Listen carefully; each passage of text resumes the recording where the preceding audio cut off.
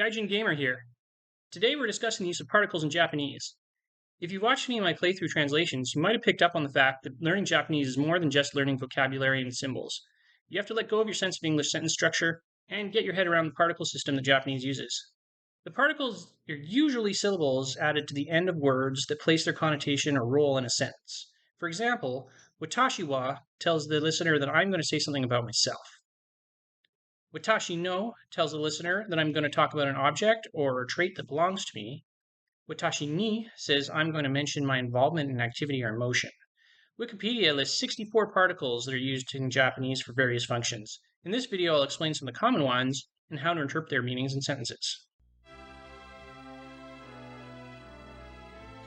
Here we get the kanji watashi, or I. In games, this is sometimes written out in hiragana or shortened to just washi, but it typically needs a particle to really let the listener know what your intention is, because in Japanese, pronouns aren't quite as versatile. So we add the particle wa, which is written with the character for ha. This now means that the speaker is talking about himself directly. This next character is the kanji tabi, which means journey or travel. So what about travel? Did he go on a trip? Is he a traveler? We add another particle no, which means we're now going to give a property of the trip of some kind. These next two kanjis are a compound. Sho, which often gets translated as quotient, but also means business or dealing, followed by hito, which in this case is pronounced nin, gives us shonin, or merchant. So this now means I, traveling merchant. Japanese typically places the verb at the end of the sentence, so we finish off with des, which is the am part of the sentence. I, traveling merchant am, or as we would say, I am a traveling merchant. This one begins with some katakana, which tells us we are using some non-Japanese nouns. In this case, Aurora, or Laura, is speaking.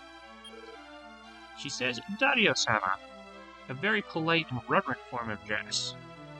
However, rather than wa, she uses the particle o. On hiragana charts, this is typically shown as wo, but this is the character's only common function, is the particle o. That means she's addressing him, but not making him the primary subject of the sentence. The next kanji, I, means love. Looks like this could be getting a little bit interesting. Love is followed by the verb suru, which means to do. Dario, sir, love do. Dario, I love you. Now, on the next line, we have watashi again. This time, however, we add the particle no. So instead of I, this watashi means my. My what? Kokoro, or heart. Dario, I love you. My heart. Ellipse while she catches her breath. Dozo, or please. So now it looks like she wants us to do something with her heart. Hopefully this isn't getting creepy. Ukatote, which means receive. Kudasaimashi, another very polite please. So she's asking me to take her heart. And in this game, she actually does mean that literally.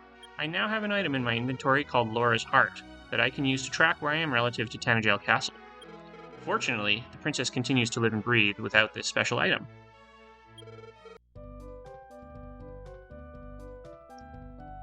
Again, we start with the watashi kanji. The particle in use this time is ni. The ni means the speaker is involved in an action of some kind.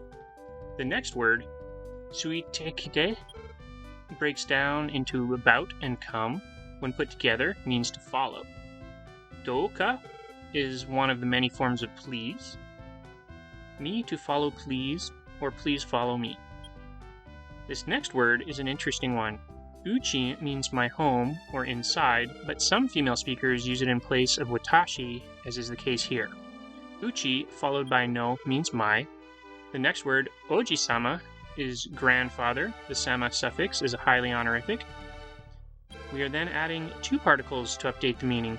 Ni is another action indicator that means to, and then we add mo, which means also. We've met this girl, so we should meet her grandfather too. We then get to the ate, which is a verb to meet, and end with kudasai for please and the tail na, which makes it a negative for politeness sake. Think won't you. This essentially softens the request to avoid making it seem like a command. In this speech, we begin with watashi mo. As I mentioned previously, the mo particle indicates an as well as. Watashi mo is kind of like saying me too or I too. followed by anata, which is you, and to, which is and, we get me and you, or you and I. This next pair of kanji are ichi, or one, and sho, which actually has quite a few meanings, including the beginning and emotion. When put together, we get isho, which means together. Therefore, this so far means you and I together, or I am with you. The next line starts with ki, which is spirit or air, and mochi, which is to have. Kimochi means feeling.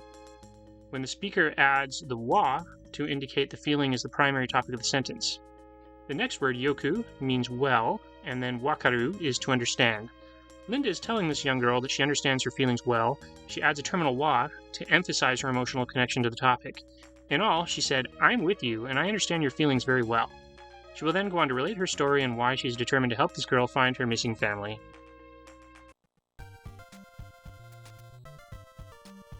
Some old games didn't have the resolution or bandwidth to handle a full suite of Japanese characters, so ones like Castlevania 2 on Famicom Disk System relied solely on katakana characters. Definitely a tougher slog to translate without the help of kanjis. This guy starts out with washi. It's a lazy watashi used by older men in a lot of games. He then adds the particle o. I tend to think of watashi o as me, rather than watashi wa, which is I. Something is done to me, versus I do something. This next word, hikotomen, is a bit complicated. If I write it in proper kanji, it literally means pick me up, but it translates to take care of me. A bit of an odd thing for an older gentleman to say. He adds de to give it action. He then adds kuren kane, which means wouldn't you. He's one of the scared villagers that thinks the monsters are going to get him if Simon doesn't step in and save the day. So these are just a few of the particles that Japanese uses, but without them, it can be really difficult to figure out what a speaker is actually saying. The vocabulary alone will give you a sense of what they're talking about, but the relationships between the elements of their sentences will remain a mystery to you. Hopefully these insights are as helpful to you as they were to me as I've been working on my own understanding of Japanese. I still have a long way to go, and will continue posting new content as I work my way through it. As always, please let me know if you spot errors in my translations, and if you'd like to see more, like, subscribe, and keep checking out the channel for more games.